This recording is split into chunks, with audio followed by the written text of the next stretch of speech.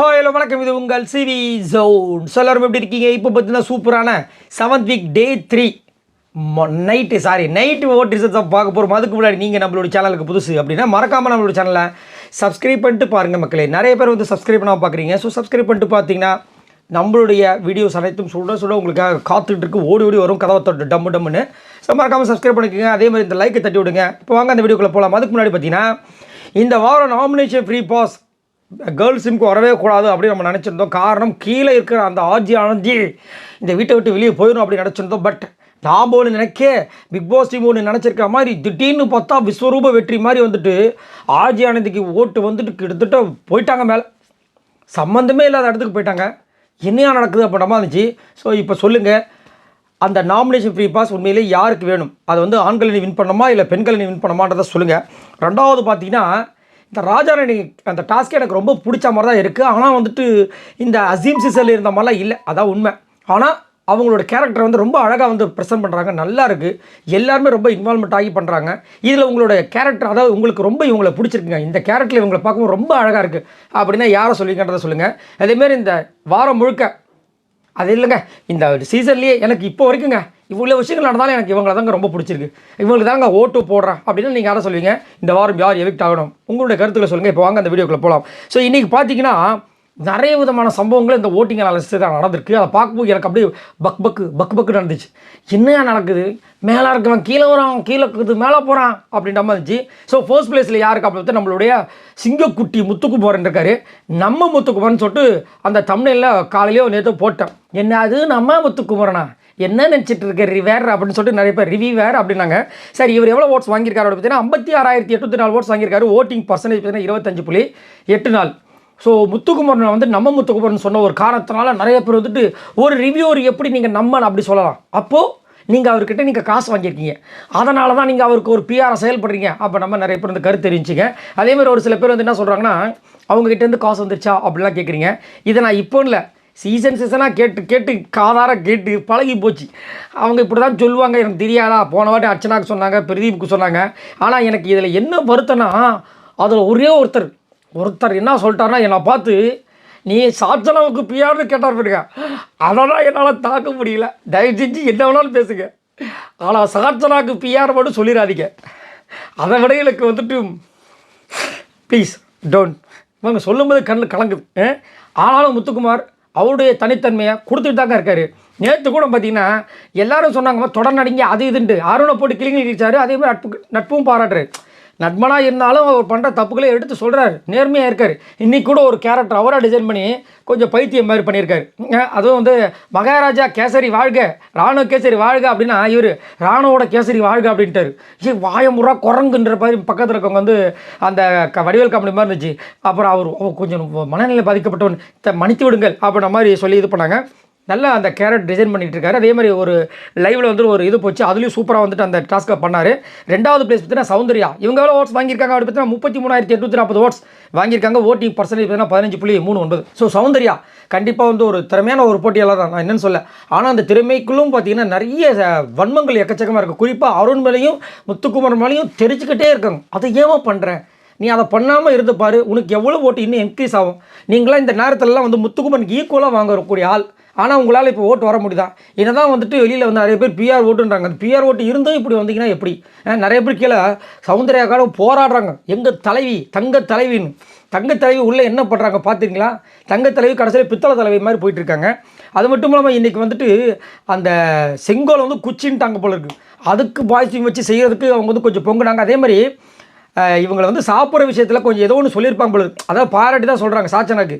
அதை சாச்சனா வந்து அந்த மாதிரிலாம் சொல்லாதீங்கன்னு சொல்லிட்டு ஏதோ சொல்லியிருப்பாங்க போல இருக்குது. இவங்க டென்ஷன் ஆகிட்டு இருக்காங்க. எதுவுமே பேச விடலாம், என்ன தான் பண்ணுறது அப்படிலாம் கேட்டுட்டு இருந்தாங்க. பட் இருந்தாலும் அவங்களுக்கு இன்னும் கொஞ்சம் வெயிட்டாக கேரக்டர் கொடுத்துருக்காமோ, பிரஜை மாதிரி கொடுத்துருக்கலாமோ அப்படின்ற மாதிரி எனக்கு தோணுச்சு. உங்களுக்கு என்ன தோணுச்சுன்றதை சொல்லுங்கள். மூணாவது பிளேஸ் பார்த்தீங்கன்னா விஜய் விஷால். இவர் எவ்வளோ ஓட்ஸ் வாங்கியிருக்காரு அப்படி பார்த்தீங்கன்னா 22,979 ஓட்ஸ் வாங்கியிருக்காப்புல. ஓட்டிங் பர்சன்டேஜ் பார்த்தீங்கன்னா 10.45.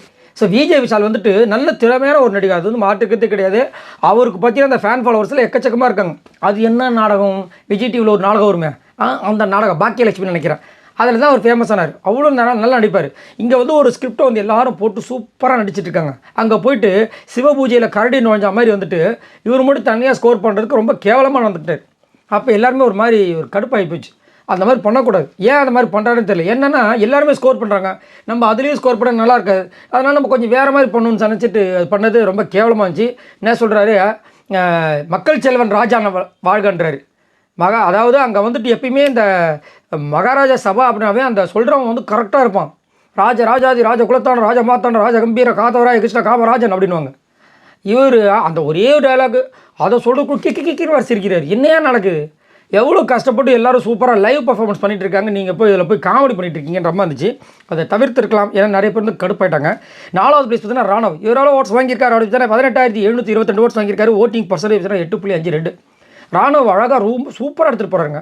ஒரு இடத்துல சிரிக்கலைங்க. ராஜா எப்படி இருப்பார் அப்படியே உருவப்படுத்தி நல்லா நடிச்சிட்டு இருக்காரு. காலையில் கூட பார்த்தீங்கன்னா ஒரு சில டைலாக் வந்து பக்கத்தில் ஜெஃப்ரி எடுத்து கொடுத்துட்ருக்காரு. அப்புறமா அங்கேருந்து ஒரு சிரிப்பு சவுண்ட் கேட்டுச்சு. உடனே வந்துட்டு நிறுத்திட்டு அவராக எடுக்க ஆரம்பிச்சிட்டார். அதே மாதிரி நல்லா அப்படியே அப்படியே பார்க்கும்போது எனக்கு எப்படி இருந்துச்சுன்னா பாகுபலி ஆகிய நான் அப்படின்ற மாதிரி இருந்துச்சு. நல்லா பண்ணுறாரு பர்ஃபார்மன்ஸு. ஆனால் இவர் வந்துட்டு அவருடைய பர்ஃபார்மன்ஸை பண்ணலான்னு சொல்லிட்டு பேச வராரு. ஃபஸ்ட்டு ஸ்டார்டிங்கு மஞ்சரி ஆரம்பிச்சிட்டாங்க. இப்போ வந்து நம்மளோட ராஜா பேசுவார் ராணவ் அப்படின்னு சொல்லிட்டு நான் அப்படி வந்து அவங்க அங்கேருந்து எடுத்து கலாய்க்கிறாங்க. அதெல்லாம் கொஞ்சம் ஓவர் டூ மச்சாக இருந்துச்சு. அதை கேர்ள்ஸ் வந்து எப்பயுமே பண்ணிகிட்ருக்காங்க. அதில் குறிப்பாக மஞ்சரி யாராவது ஸ்கோர் பண்ணிட்டாங்களும் உங்களுக்கு அப்படியே கப்பன்னு எரியுது அவங்களுக்கு பாவம்.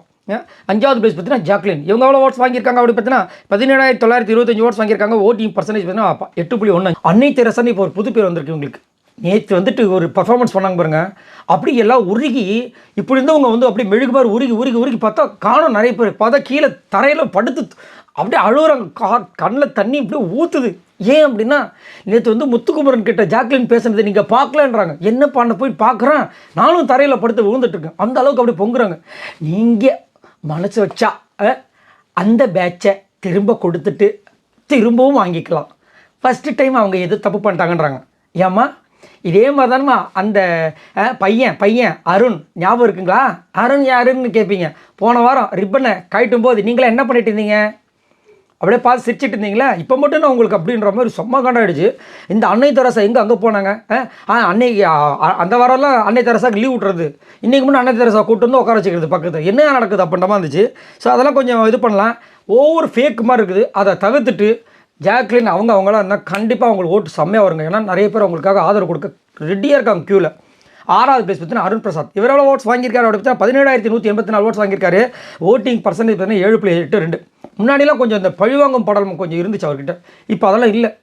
நல்லா பேசுகிறாரு, நல்லா வந்து போல்டாக பேசுகிறாரு, பாயிண்ட் எடுத்து வைக்கிறாரு, கொஞ்சம் உணர்ச்சிப்படுறாரு. அதை கொஞ்சம் கம்மி பண்ணிட்டா நல்லாயிருக்கும். அதேமாதிரி நேற்று வந்துட்டு முத்துக்குமார் இவர்கிட்ட சொல்லும் போதே வந்து டப்புன்னு டென்ஷனாக ஆவேசத்தில் இதே நான் முத்துக்குமாராக இருந்ததா அதை நான் பண்ணியிருக்க மாட்டேன், இதே நான் அருண் பிரசாத் தான் பண்ணேன் அப்படின்னாரு. உடனே அவரு வச்சு செய்கிறாரு. இதே நான் வந்து அருண் பிரசாத் மாதிரி வேணுட்டுமே சண்டே க்ரியேட் பண்ணிட்டு சாரி கட்டி எஸ்கேப் பண்ணுற ஆள் நான் கிடையாது. நான் பண்ணேன்னா ஆமான்னு ஒத்துப்பேன் அப்படின்னு அப்புறமா யோசிச்சார். ஓகேன்னு ஒத்துக்கிட்டார். இதுதான் விஷயம். இந்த அக்செப்டன்ஸ் இருந்துச்சுன்னா மனுஷன் எங்கேயோ போயிடுவாங்க. எல்லாருக்குமே ஒருத்தவங்க வந்து நம்மளோட குறைகளை சொல்லும்போது அப்படியா இருக்குமா அப்படி யோசிக்கணும். நான் பண்ணுறதான் கரெக்டு, நீ என்ன பெரிய இவனா நீ அப்படின்னு நினச்சோன்னா இது எல்லாருமே பிரச்சனை வரும். ஸோ அதை வந்து அவர் தவிர்த்தது நல்லாயிருக்கு. அடுத்தது 7வது பிளேஸ் பார்த்தீங்கன்னா பவித்ரா. இவங்க எவ்வளோ ஓட்ஸ் வாங்கியிருக்காங்க அப்படின்னா 11,896 ஓட்ஸ் வாங்கியிருக்காங்க. ஓட்டிங் பர்சன்டேஜ் பார்த்தீங்கன்னா 5.41. சூப்பராக அவங்களோட கேரக்டர் டிசைன் பண்ணியிருக்காங்க. அப்படியே கூணு வளைஞ்சு ராஜதந்திரி அந்த மாதிரி பண்ணி அவங்களோட அழகுக்கும் அவங்களோட படிப்புக்கும் அந்த இந்த சொல்லுவாங்க எங்கள் அக்கா அழகுக்கும் படிப்புக்கும் இவன் தான் வேணும்னு வந்தான்ற மாதிரி சூப்பராக பண்ணியிருக்காங்க. ஆனால் உண்மையிலேயே பவித்ரா கிட்ட அந்த நடிப்பு திறமை ஃப்ரம் ஸ்டார்ட் பிகினிங் இட்ஸ் நம்ம பார்த்துட்ருக்கோம். அவ்வளோ அருமையாக இருக்குது. கண்டிப்பாக இதில் வந்து நிறையா ஸ்கோர் பண்ணுறதுக்கு வாய்ப்பு இருக்குது. பார்க்கலாம் என்ன நடக்குதுன்னு. அதே மாதிரி வந்துட்டு இந்த ராணவோட வலையில் விழாமல் அவங்களும் வந்து தப்பிச்சுட்டே வராங்க. ஆனால் கொஞ்சம் லைட்டாக வந்து நேற்று ஒரு சில விஷயங்கள்லாம் பேசும்போது இந்த ராணுவ வேறு கேட்கவே மாட்டான். நானும் ஒரு வாட்டி சொல்கிறேன், அவங்கள வந்து எல்லோரும் கீ கொடுத்த பொம்மை மாதிரி யூஸ் பண்ணுறாங்க, அவன் பண்ணுறான்னு ஒரு பீலிங்கில் பேசுகிற மாதிரி இருக்குது. எம்மா அந்த பீலிங்லாம் வேணாம்மா, இதெல்லாம் உனக்கு தான்மா பிரச்சனை அப்படின்ற மாதிரி இருந்துச்சு. பார்க்கலாம் என்ன நடக்குதுன்னு. 8வது பிளேஸ் பார்த்தீங்கன்னா ஆனந்தி. இவங்க எவ்வளோ ஓட்ஸ் வாங்கியிருக்காங்க அப்படி பார்த்தீங்கன்னா 7,071 ஓட்ஸ் வாங்கியிருக்காங்க. ஓட்டிங் பர்சன்டேஜ் பார்த்தீங்கன்னா 3.22. யாரை சொன்னீங்க அப்படின்னு நீங்கள் கேட்டுறாதீங்க.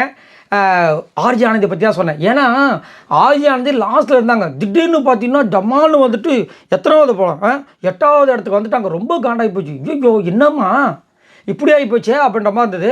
அது மட்டும் இல்லாமல் ஆர்ஜி ஆனந்திக்கு பின்னாடி பக்கபலமாக பிக் பாஸ் டீம் இருக்குன்றது எனக்கு இன்னமும் டவுட்டாக இருக்குது. ஏன் அப்படின்னா அது எப்படி லாஸ்ட்டில் இருக்கவங்க திடீர்னு இவ்வளோ 8வது பிளேஸ் அதுவும் 5 பிளேஸ் முன்னாடி வர முடியும், அது மீதி இருக்கவங்களாம் கம்மியாக வாங்குறாங்களாம்.